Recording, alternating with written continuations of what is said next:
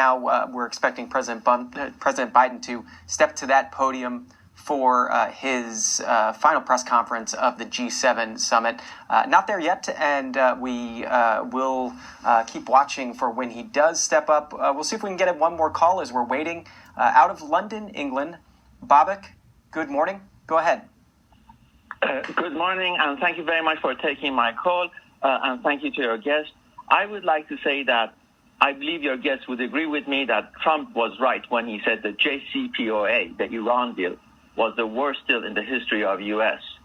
And yet the Biden administration is going back to that very deal.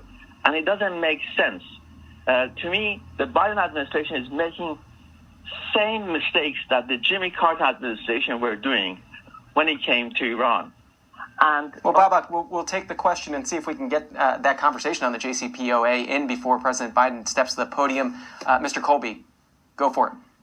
Sure. Well, I think Babak, you're absolutely right that the Biden administration should try to build on the leverage that the Trump administration developed. And I think kind of one of the things that the Trump administration was pushing towards in the Middle East, is in my particular area of expertise, was withdrawing, but also not sending a signal of, or really reducing, I should say, our posture there, but not doing so in a way to telegraph weakness. So I think the Soleimani strike was a good example where Iran would be put on notice. So, I mean, I hope that the Biden administration does build on things like the Abraham Accords and the strong position that the United States, along with Israel and the Arab partners, had. So, I mean, I think even as we reduce our posture in the region, we have to recognize that Iran is a malign actor and is going to pursue opportunities, and so that's going to take a combination of, as they say, carrots and sticks.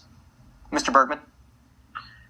So I strongly disagree with the caller. I think it was a total strategic mistake to pull out of the JCPOA. And Mr. Bergmann, let's have you back down the road to talk about that. But I do want to say thank you to you both. We'll continue this discussion another time. Elbridge, Colby.